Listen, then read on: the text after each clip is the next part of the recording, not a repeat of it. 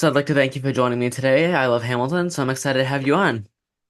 And so for the first part, can you please For explain a sure. little bit? And so for the first part, can you please explain a little bit about yourself for those who don't know who you are? Sure. I am A.D. Weaver, and I currently play George Washington on the Hamilton Angelica tour. That's awesome. And so, what was the audition process like for Hamilton? The audition process for Hamilton was one that was very specific. They took very good care. They took very good care of the show and very good care of the people they were considering. It all started with a self tape. We're in 2024, right? Everybody's self taping. Yeah. Um, so it started with a self tape. They liked what I presented on tape, and they asked to see me in person. So I met with the casting director in person from Telsey, and then from there I got advanced to meet some members of the creative team, um, more specifically music director and our resident director. And then from that audition, it was a very it was a very whirlwind process because I was also opening an off Broadway show at the same time. It was an original piece. So actually, the day of like my when I'm gonna say my final callback, I opened a show at 3 p.m. I finished opening a show on a 1:30 matinee. My final audition was at 3 p.m. So I literally bowed and ran out the back door of the theater to go to Pearl to do my final audition. So I sang for them. And then they said, well, can you stay to dance? Because at that time, I think they were trying to fill maybe a standby spot. Um, so they had me stay and dance. And I did my shot with I think it was maybe 20 other guys in the room, three of which who are on the tour. Um, and then from the dance call, I was told, well, it's good to know that you can move, but we are invested in you as George Washington now. Um, so that trajectory completely changed Yeah. for the better. um, and I met with Alex Lackamore, who wrote the music. And he just wanted to see if he could pull some different things out of me with the material. Just adding different layers and different takes on it that he wanted. Um, so I did that. I think I was in a room with him for maybe about 20 minutes. And then an hour later, I got the call from my manager that I was George Washington. So it was over maybe a 2 month process. Wow, that's awesome. And so, what has been your favorite stop on tour, and what are you looking forward to, and why? My favorite stop on tour so far has been St. Louis. I'll preface that by saying we're only on our fourth stop. Right now we're currently in Dayton, Ohio. St. Louis so far has been my favorite because we played the Fox Theater, and I've wanted to play the Fox Theater since I was 8 years old. So to be in that space and seeing some of the things and the people who inspired me on the walls backstage, um, was very much so like a full circle, like, wow, I stuck with it and my dreams came true kind of moment. That's awesome. And so, what stop are you looking forward to? I'm looking forward to Philly, which is next. I'm also looking forward to New Orleans, which is next year sometime. It's funny. I look forward to the cities that I look forward to, and then the cities that a lot of these cities have caught me off guard. Like Dayton, we're here now. I didn't know how much I needed the change of pace to like a smaller kind of not big city environment. The Dayton is more so of a college town. Um, not even like really not even a lot of chain restaurants in the Wow. city limit area. Like all the good stuff is in like outside the city limits, but it's been very healing and very indicative of me just having a moment to just chill and be grounded and not feel so hustle and bustle. So I think that's probably going to be the nature of this tour, that we get a few cities that are like rah rah, and then we get a few to just kind of, because I'm from the suburbs of Indiana, Oh, so nice. this Yeah. feels kind of What city? I'm from Indiana. Maryville. Oh, nice. I'm from. And so, what has George Washington taught you that you wouldn't have expected to learn from this role? George Washington taught me that it is okay to not be perfect. I say that to say when I was building my George Washington, when I was creating him, um, I was so concerned. I think I mentioned this on Instagram on a post. I was so concerned about making sure that I portrayed the monument George Washington, right? Like he's the first president. For the most part, his presidential track record, his reputation is great. So how do I, come in and make sure that I'm revered and that it translates well? Maybe about 5 weeks into the rehearsal room, in the rehearsal room, something clicked.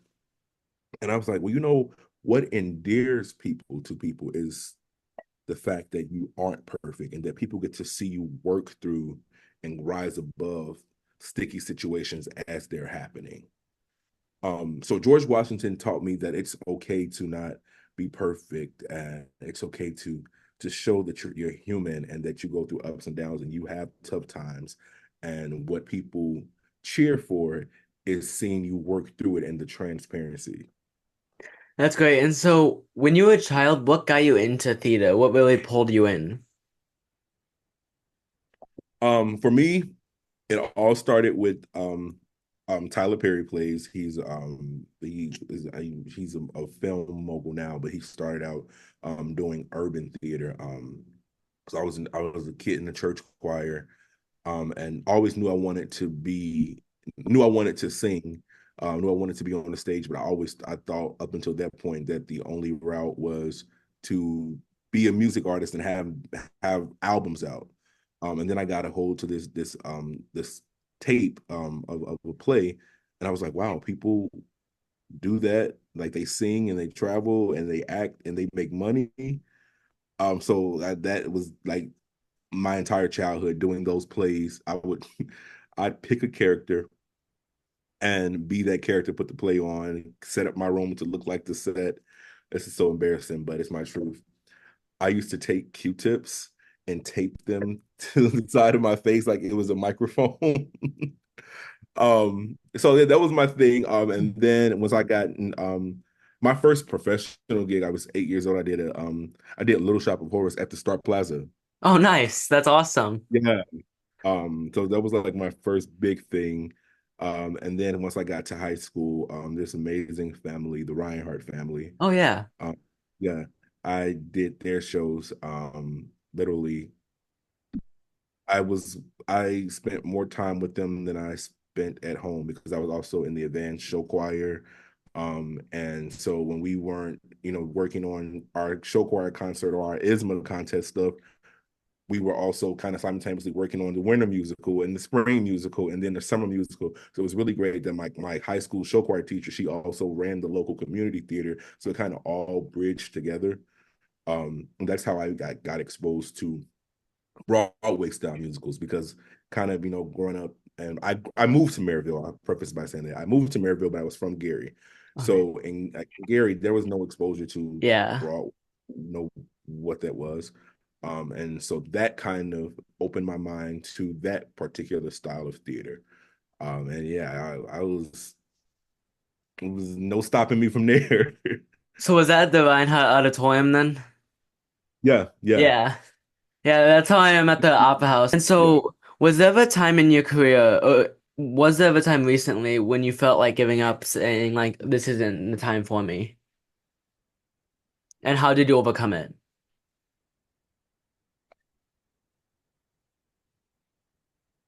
I can't say that there was. Um, I think I was. I always say that God built me for who He wanted me to become. I feel like every experience I've had in my life prepared my skin to be tough. I was the kid when I wasn't at the auditorium, I was watching Behind the Music, or I was watching Broadway.com blogs, or watching podcasts like this, listening to people talk about, how hard it can be. So I was always kind of mentally prepared for the fact that it would get rough, but I always knew that if I stuck with it, that the things that I wanted would come to me. Um, yeah, I was ready. I was ready for the fight. I got knocked down a few times, but I dusted myself off and I got back up with the strength of God and loving and supportive family members. Um, yeah, I giving up was never an option for me because what I there was nothing else that I wanted to do. I've done other things. I've been a realtor. I dipped my toe into that during the pandemic once touring and everything stopped and there was like no theater to do. I'm resourceful. I'm that person who's not afraid to have a day job. If God forbid Hamilton ends and my next gig isn't around the corner, then I'll be in somebody's office making a check. But I'm never going to quit. That's awesome. And so, what advice, if you could go back in time, what advice would you give to your younger self? Live your life. My life, like I said, my life was always the theater or the recording studio or something involving music. And feeling like I needed to do what needed to be done to stay in those spaces and be kept in those spaces and present perfect. Um, but if you don't live your life and go have those experiences, if you don't get knocked down, if you don't get your heart broken, if you don't make mistakes, you have nothing to draw from. You can't bring a fully realized human being or feel fully realized human being's experience to a stage if you've never had one. So my advice is while you're grinding and reaching for your dreams, remember to have a personal life because that only makes what you do more richer. That's great. And so, this last question kind of ties into the next one. But what advice would you give to young actors who want to pursue this professionally? There's more than one way to skin a cat. Everybody's journey is completely different. It sounds so cliche, but it's the absolute truth. I am the walking poster for that. I don't have a BFA in theater. And there are parts of me who that are completely grateful for that because I don't have $80,000 in student loans for a BFA program. Not to knock those programs because there are people who do amazing things from those programs, and there are some really amazing programs, but that wasn't my story. I kind of learned on the job, and I knew what I didn't know, and what I didn't know, I asked, or I went and sought the training via acting schools around Chicago. Like I went to Acting Studio Chicago. I highly recommend that, even if you do have a BFA. I saw training that way. I had private voice teachers that I was able to pay for via my day job. Um, so yeah, I don't have $80,000 in student loans, but you better believe I was clocking in at someone's office so that I could afford to pay for the training that I got elsewhere and be afforded the opportunity to do storefront theater in Chicago that may not pay as much, but it was still something to put on my resume and give me the experience and to get me the attention that I needed in Chicago so that I could go on to do bigger things. So my word of advice is if you don't get into your college of choice, if anything that seems like the that it's supposed to be the cliche journey or this is the trajectory to get there, if it does not work out, God had another plan for you. He knew that it wasn't going to work out from jump. So it's not over. It's not over as long as you have breath in your body. I think Felicia Fields told us she's a Chicago legend, also the original Sophia and the 2005 original Broadway production of Color Purple. A thing that she always tells us younger actors is Monopoly is the longest game in the world, but as long as your piece is still on the board, you're still in the game. Yeah, that's great advice. And so that wraps with the question portion, but I have the Hamilton script right in front of me, and we're gonna do a little guess the lyric Hamilton edition. Okay, okay. So I did this with Zach Bravo, who's an ensemble member in the other another touring production, and For so we're gonna sure. do it here. Uh, and so you start with we are outgunned, outmanned, outnumbered, outplanned. You want to know which song that is or Uh, finish the Finish the lyric. We gotta make it all outstand. Hey yo, I'm gonna need a right hand man. Yes, that is correct. Oh God, watch me forget it tomorrow. You're gonna go on stage and you're gonna be like, uh, uh, You wanna know something funny? At my first like actual line, I always forget it right before it comes on. So when I'm up top on the surround and I say me, I trusted him. I'm always like, wait, what do I say? Me, he lied to me, or me, he like it always comes to me right when I'm supposed to say that's hilarious. it. And so this next one, I'm pretty sure is also from Right Hand Man. Uh, Now I'm the model of a ma modern major general. The venerated Virginian veteran whose men are all lining up to put me up on a pedestal, writing letters to relatives, embellishing my elegance and eloquence. Yes.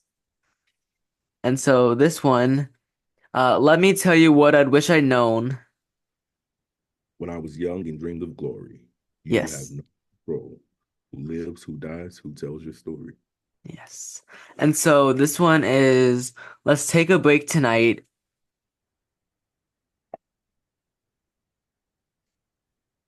And then we'll teach them how to say goodbye. Say goodbye. Yes. All right. Lee, you will never agree with me. But believe me, these young men don't speak for me. Thank you Yes. for your service. Whoa, you're kind of getting me here. Wait. And so the final one, it actually is a continuation of one that you said earlier. So I brought it away and I'm bringing it back to see if you can add them up. Sure. Uh, but the elephant is in the room. The truth is in your face when you hear the British cannons go boom. Yes, that is correct. And so that wraps up the interview today. I'd like to thank you for joining me. Yeah.